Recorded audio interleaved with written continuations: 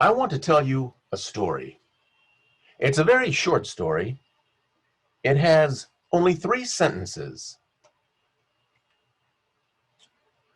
He went to the store. Fred died. Sharon went hungry and wept. Now, having heard this story, what can you tell me about the relationship between Fred and Sharon? Did anyone think that they were married? Who thought that Fred was the one that went to the store? And who thought that the store that Fred went to was a grocery store? Now, look at that story again. None of those things are actually said. Your brain created all those inferences and assumptions. Our brains are hardwired to make these connections. Now imagine that you're trying to convince someone to join Lions, or that you're trying to explain the concept of what the Lions organization is all about to an audience. As you can see from our 3-sentence story, your audience may be interpreting things that aren't necessarily there. My goal today is to convince you that not only is the concept of story and storytelling extremely important, I believe it's critical. And if you learn and practice the techniques we're going to talk about today, you'll be able to bring new members into Lions, keep the members that we already have, and improve your fundraising efforts.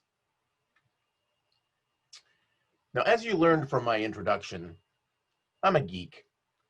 Having spent 30+ years in the computing industry, I'm the kind of guy who wants proof when someone makes a radical statement. I don't just take them at their word. I don't expect you to simply believe everything I'm going to tell you today. I'm going to back things up with science. So, I want to take a few minutes to talk a little about the science behind why story and storytelling are so powerful, and why I think that you should use them to recruit new Lions and keep the ones that we've got. Kendall Haven is a neuroscientist and master storyteller who has researched and written extensively about story and storytelling. We live in an age where we are bombarded by more information on a daily basis than we can possibly ingest in a lifetime. Your attention is one of the most valuable assets. Now, people are engaged by stories. People are compelled to listen to stories. And people are willing to pay with their attention and with their hard-earned money to absorb and retain stories.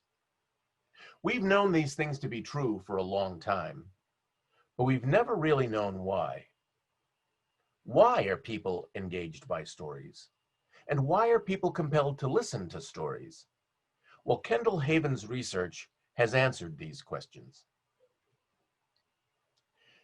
Story and storytelling have dominated human interaction and communication for over 150,000 years.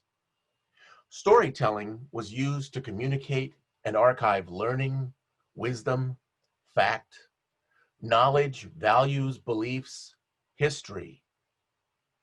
According to Kendall Haven, story has evolutionarily rewired the brain to think in specific story terms. You were born hardwired to make sense of the world in specific story terms in order to understand, to make sense, to remember. Now, you turn information into story before it even reaches your conscious mind with the part of the brain that Haven calls the neural story net. It doesn't matter whether the information comes in through your eyes or your ears. All your sensory organs pass the information they receive into your neural story net. So, how does the neural story net work? Your neural story net has one goal, and that is to satisfy what's called the make sense mandate. And what is the make sense mandate? Well, basically, It says that everything we see and hear needs to make sense before we can understand and learn it. In order to make things make sense, your audience routinely changes or even reverses factual information. They make assumptions. They create new information. They ignore part of your presentation. They infer connections and information. They infer motive, intent, and significance. And most importantly, they misinterpret. Let me give you an example. Imagine a conversation that goes like this. Where's Bob? Well, I didn't want to say anything, but I saw a green VW parked in front of Alice's.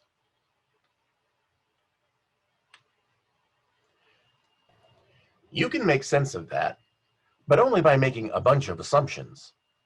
Person one is talking about a person. Person two is talking about a car. Now, that doesn't make any sense to you, so you start to make assumptions. You assume that there's a link between Bob and Alice, and probably not a very nice one. You reverse the meaning of the first line into, I've got a hot bit of gossip and I can't wait to give it to you. You probably assumed that person one and person two are in the same room together, or at least in the same location. But none of that is said. For all you know, those two lines of dialogue could simply be two random feeds from a telephone conversation recorded by the NSA. But that doesn't make any sense to you, so you immediately discard that possibility in order for it to make sense to you. And there are four concepts that govern how well a story is delivered, and whether that story fits into the story structure that our brain is wired to understand.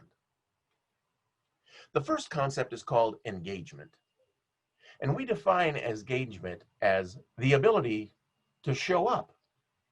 As a storyteller, it means making sure that you're connecting with your audience. And you do this by being physically engaged with them. Engagement requires emotional involvement. So, how do we physically engage with our audience? First, through use of pauses. Notice that if I pause between certain words in a sentence, you're forced to listen in order to find out what comes next. With tone of voice. If I speak to you in a very robotic voice and I just drone on and on and on, you're likely to fall asleep within a few moments. Not easy to do, folks. Thirdly, with hand gestures. We all love to talk with our hands. And as a storyteller, this is your chance to be an Italian. Fourth, eye contact. Eye contact is extremely important. As you're telling a story, you want to make eye contact with your audience. If you're just looking around from one place to another, the audience is going to start to wonder what exactly it is that you're looking at. And lastly, with your posture. Posture is extremely important. If I talk to you, notice I'm not even using eye contact at this point, but let's say I am using eye contact, but I look like this. I don't seem very confident. On the other hand, if I stand here like I know what I'm doing, you're much more likely to believe anything I say. As they say, fake it until you make it.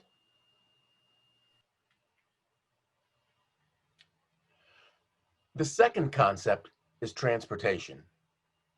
Transportation is defined as the voluntary, vicarious, and experimental insertion of self into the settings, events, and characters of a story, which is just a fancy way of saying getting into the story.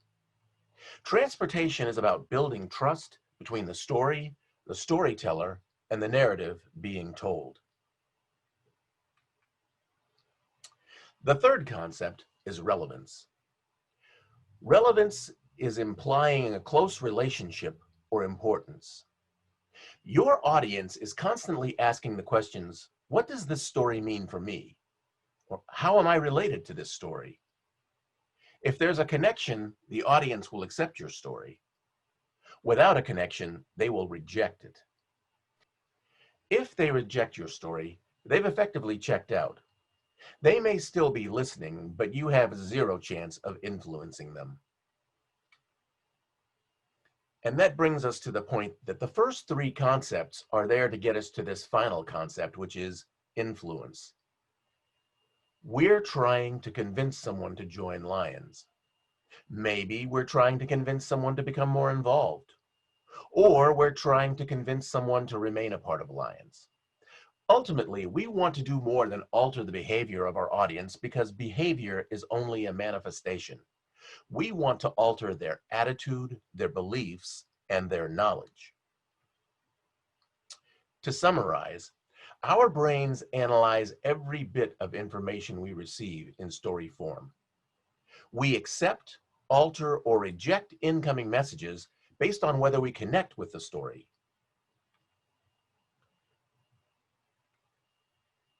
And if you can engage your audience, transport them, provide them with relevance, you can craft engaging stories that will influence your audience. There's a lot more that goes into this, but I wanted to give you the 50,000-foot view of the science behind all this. Now that we've talked about the science, I'd like to switch gears and talk about storytelling. A tourist is backpacking through the Highlands of Scotland. He stops at a pub to get a drink, and the only people in there are a bartender and an old man nursing a beer. He orders a pint, and they sit in silence for a while. Suddenly, the old man turns to him and says, "You see this bar? I built this bar with me own hands. Found the finest wood in the county. Gave it more love and care than my own child. But do they call me McGregor, the bar builder? No." He points out the window. "You see that stone wall out there? I built that stone wall with my bare hands. Found every stone. Placed them just so, through the rain and the cold. But do they call me McGregor, the stone wall builder? No." He points out the other window. "You see that pier out on the lake out there? I built that pier with my bare hands. Drove the pilings against the tide and the sand, plank by plank. But do you think they call me McGregor, the pier builder? No. But you wet the bed one time." An effective story is one that gets to the conscious mind and memory vividly in the form and with the content that you intended. People will say, "I'd like to tell a story, but I don't have a story to tell." But that's not true. Everyone has a story. That's just the excuse we give. What you're really saying is, "I don't think I have a story that anyone wants to listen to." Spoiler alert, people want to hear your story. So let's talk about the keys to good storytelling. There's no getting around the fact that you have to practice your story. That's the first thing. It's like that old joke. How do you get to Carnegie Hall? Practice, practice, practice. When you're telling your story, you want to get from point A to point B. But sometimes the things that make your story interesting are the side roads and back alleys. If your story sounds memorized, you're going to lose your audience. You want to give yourself a little extra time on the parts that are working, and you want to leave yourself an escape route for the things that aren't. The second key to good storytelling is you don't have to be funny. Forget that advice that says you always want to start your story with something humorous. If you start your story with a joke, and that joke bombs, now you've lost your audience. People want to feel connected more than they want to laugh. Key 3 is name names. People will say, "I want to tell my story, but I don't want to embarrass this person," or "I want to tell my story, but I don't think this person would be happy if I did." If your story involves someone else, the first question you have to ask yourself is, who is this story really about? Is it your story or is it theirs? If it's not your story, do you have permission to tell that story? And if this is your story and you can't use someone's name, they have power over your story. Don't let someone with no name determine your story for you. It's not the audience's job to give you closure. You want your audience to feel empathy for you, not sympathy. If they feel sorry for you, they're thinking about you and your well-being, and not about your story. Key 5, start at the beginning and end at the end. We all know someone who violates this rule all the time. This is the person that you try to avoid at your dinner party or a Lions meeting. They'll start up a conversation to tell you about an incident, their story, and about 5 minutes in, they'll say something like, well, I guess the story really begins. And of course, your first thought, though you probably won't say it out loud, is, what the heck have you been rambling about up to now? Or even worse, they don't say that. You're just standing there listening, most likely feeling trapped, and 5 minutes have gone by and you're wondering, where is this story going?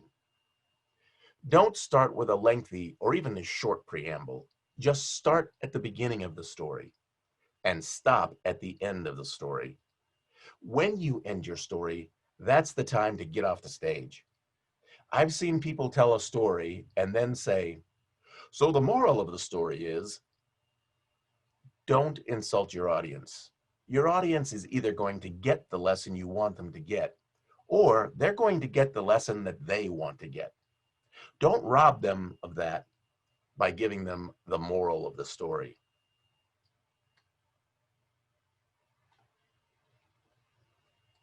Key 6, the devil is in the details.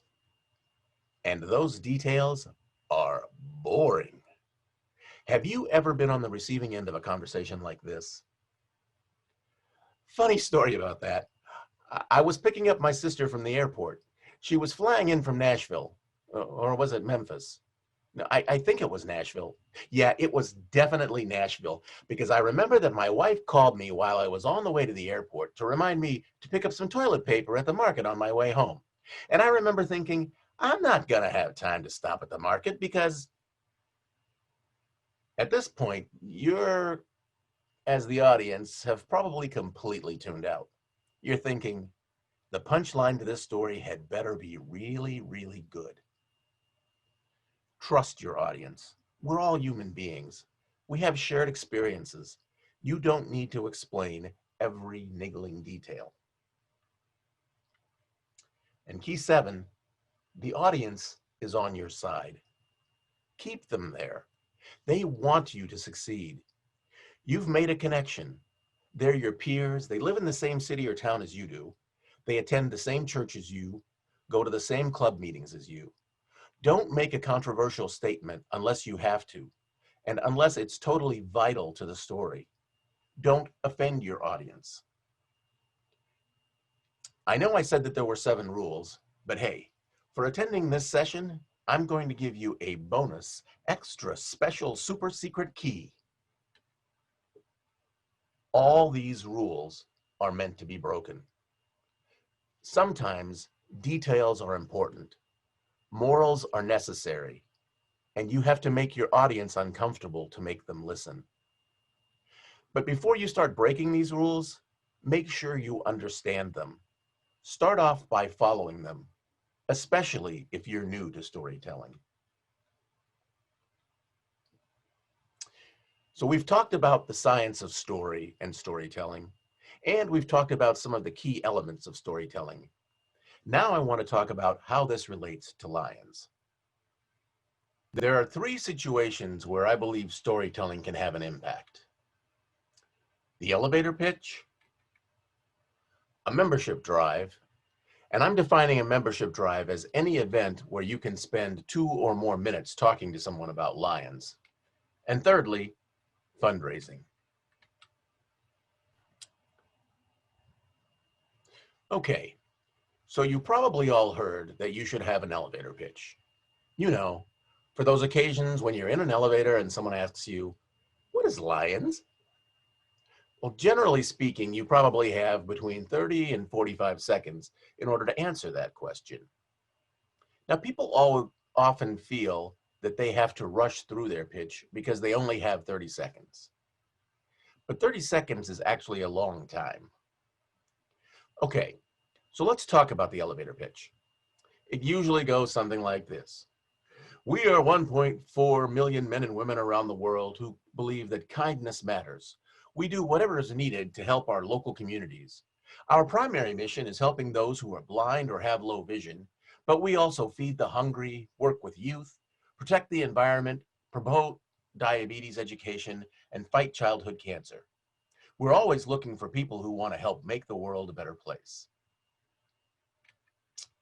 Okay, in most cases, it's not likely that your pitch alone is going to convince someone to join Lions. It's not like they're going to say, "Wow, how do I sign up?" after hearing that. The best you can hope for is that your audience might visit the LCI website and be so impressed that they'll want to find the Lions Club in their local area and potentially attend a meeting or an event. When you think about it, there are an awful lot of things that need to go right in order for that to happen. I'm not saying that the current elevator pitch is bad. I'm saying it's ineffective. Let's face it, if you want your audience to think about lions, then your pitch needs to be something that sticks with them after they step off the elevator. I'm not saying that they're going to go straight to their hotel room and visit the LCI website. That's not my point. They're likely to forget everything you just said at the first distraction. You need to make an impression so that at some point in the future, they do think about the conversation they had with you in the elevator.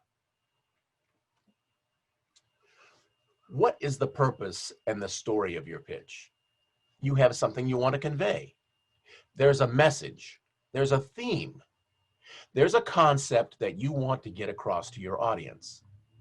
If you're trying to influence people, inspire them, persuade them, change behavior, then you really care about what reaches the conscious mind, not what reaches the eyes and ears. All of your impact depends on the version of the story that reaches the conscious mind. And that is the self-created story-based version of your source material. So the tendency is to rush into the story. Don't do it. The longer you can delay thinking about story, the more effective the story will be. First of all, start with your audience. Ask yourself, who is your audience? What are their beliefs, values, attitudes? What do they think about the topic that I want to talk about? What do they think about me? Because you are a character in your story, even if you're talking about someone else. Or what are other issues that they might care about? Once you know your audience, the next question is, what do I want to say to them? What do I want them to remember? If I only get one sentence, a takeaway message, what is the one sentence that will pop up in their heads over and over again? What is it? When they walk away and they look back here, I want them to think about that one sentence. I want one picture to pop into their heads. And by the way, those two things need to relate. How do I want them to feel when that picture pops into their head and they remember that?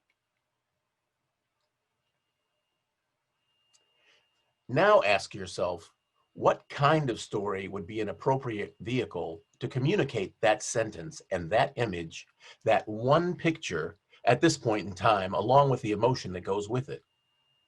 Do I want this to be a positive ending story or a negative ending story? Maybe a cautionary tale. Is this a role model story? Do I want it to be a real life story? Do I have a real life story? Is it a work story or is it a personal story that demonstrates the concept at play? Do I want to use a fictional story? Finally, ask yourself, will my story deliver that picture and that takeaway sentence and that emotion to my audience? Will they relate to the characters that I put in the story because of knowing my audience? If you define those things first, then the stories start to flow. But if you jump into the story, which is what everyone wants to do, then the story never really has a purpose. It never really resonates with your audience. So, we've just gone through these list of things to think about before you start a story. And you're probably thinking to yourself, how am I supposed to do all of that in 30 seconds? Well, the answer is you're not.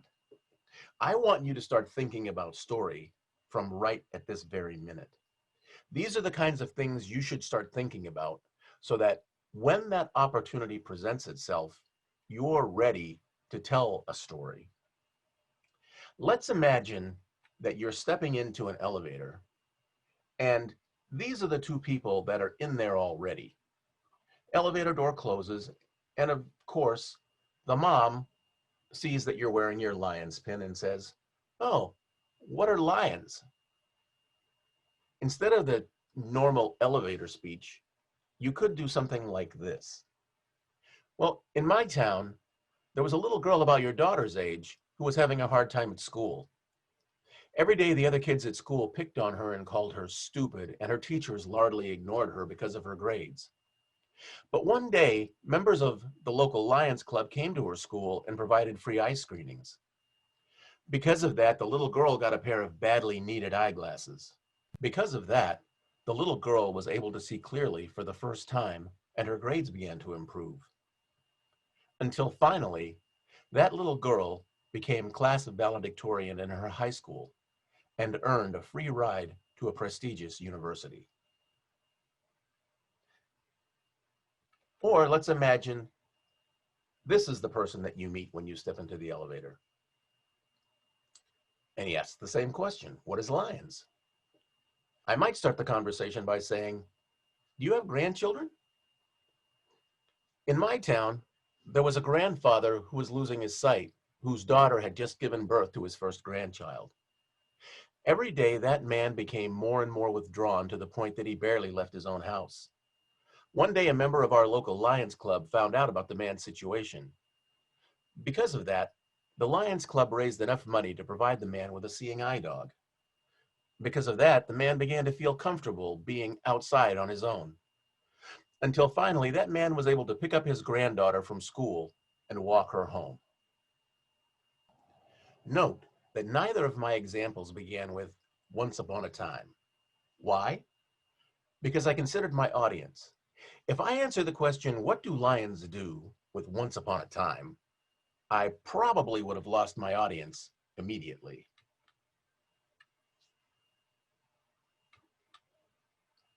Now, you also may have noticed something about those stories. They both had a specific formula, and that formula is known as the Pixar pitch. Over the past 20 plus years, Pixar has released 20 films, and those films have grossed over $20 billion worldwide. And every Pixar film follows a simple formula. The Pixar pitch basically works like this. Once upon a time, there was. Every day, one day, because of that, because of that, until finally. Take, for example, the plot of Finding Nemo. Once upon a time, there was a widowed fish named Marlin who was extremely protective of his only son, Nemo. Every day, Marlin warned Nemo of the ocean dangers and implored him not to swim far away. One day, in an act of defiance, Nemo ignores his father's warning and swims into the open ocean. Because of that, he is captured by a diver and ends up in a fish tank of a dentist in Sydney. Because of that, Marlin sets off on a journey to recover Nemo, enlisting the help of other sea creatures along the way. Until finally, Marlin and Nemo find each other, reunite, and learn that love depends on trust. Now, both of these were examples of the elevator pitch, but they could just as easily have been used during a membership drive. With an elevator pitch, you have a constrained amount of time. During a membership drive, you have a much longer time to get to know your audience. You can also make your story resonate more by making it more specific. You know your community. For example, instead of starting the story with "in my town," you could have begun with something like "not long ago at JFK Elementary," if that happens to be a school in your town.